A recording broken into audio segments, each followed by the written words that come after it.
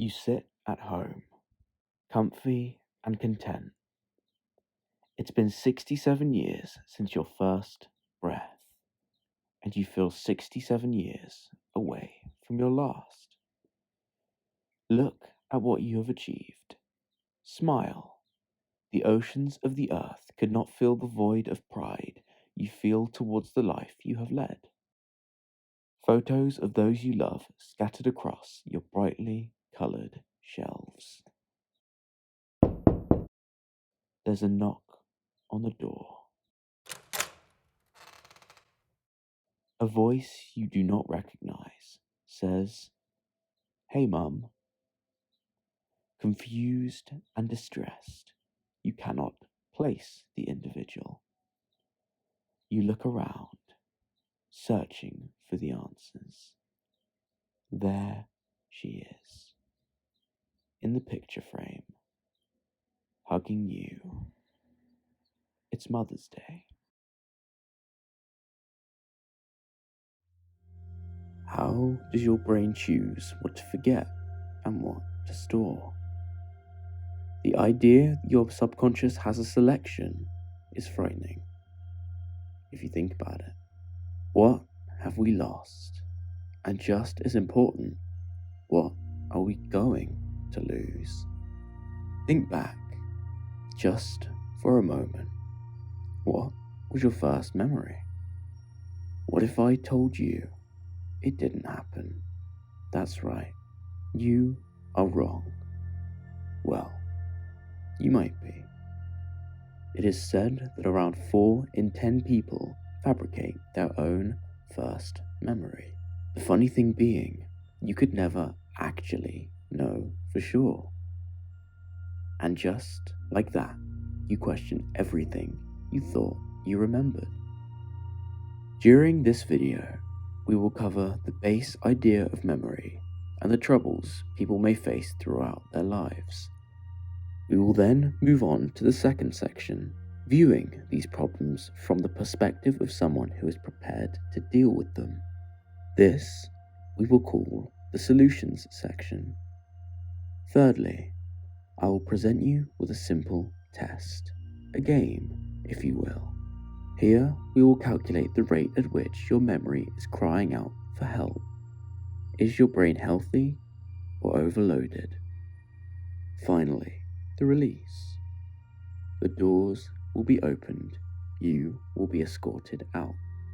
You will be ready, your blade sharp, and your mind thankful.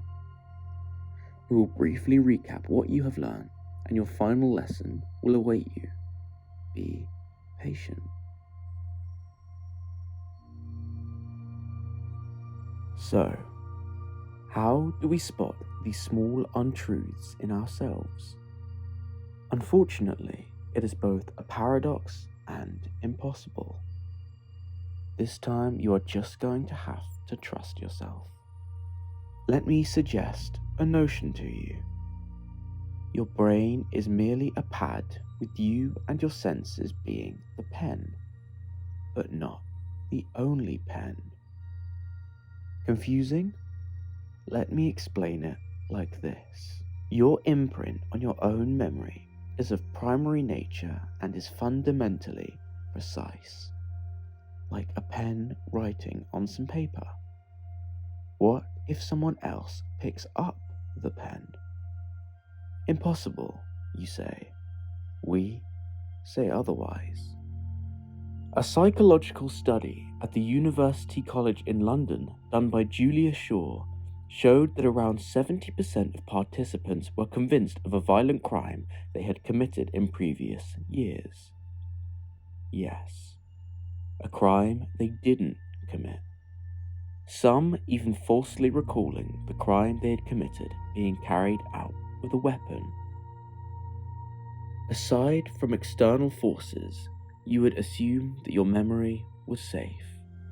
But sadly, memory, like the rest of our body, grows old. Around 40% of people aged 65 or older have age-associated memory impairment that affects their lives on a day-to-day basis. 40%. It is hard to remove yourself from the mindset that you will be one of those unfortunate enough to have to deal with this adversity. But there are aids, and there are options. When we now remove dangers from others and the things we cannot physically change, we are left to our own devices, and our own devices can be just as harmful. The intake of alcohol and narcotics and their effects on our memory are largely unknown, and therefore assumed to be unconnected. As a person ages, alcohol's effect on memory becomes greater and more dangerous. Studies show that common binge drinkers suffer from short and long-term memory loss, often losing recall to important information such as dates and locations, while simultaneously constructing truths that only exist in their world. This is not to say that those who suffer from addiction are liars. What they say isn't true, but they don't know that. Be kind, be calm, and help. The fate of your memory does not lie purely in the hands of the future. It can be decided by you. Simple actions you commit to at home can decrease your chances of memory-based impairment.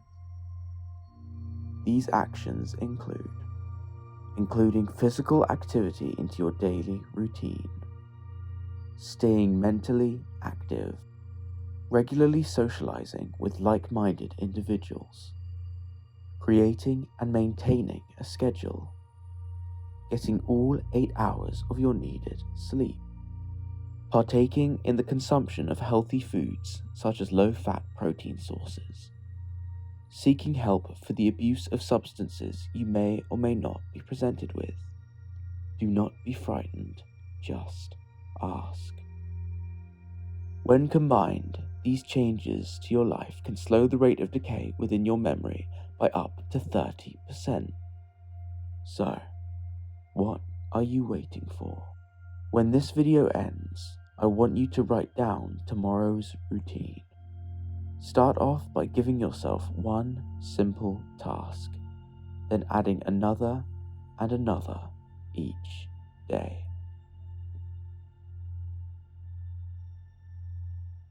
And now, your final lesson. Breathe. As much as you are in the driver's seat, what will be, will be. Do not waste times of rest and relaxation on the thoughts of what you are doing wrong. Or worse, do not waste times of productivity with these same thoughts. We have told you what may happen, not what will happen, and we have also given you the tools to remove these adversities from your life as much as physically possible.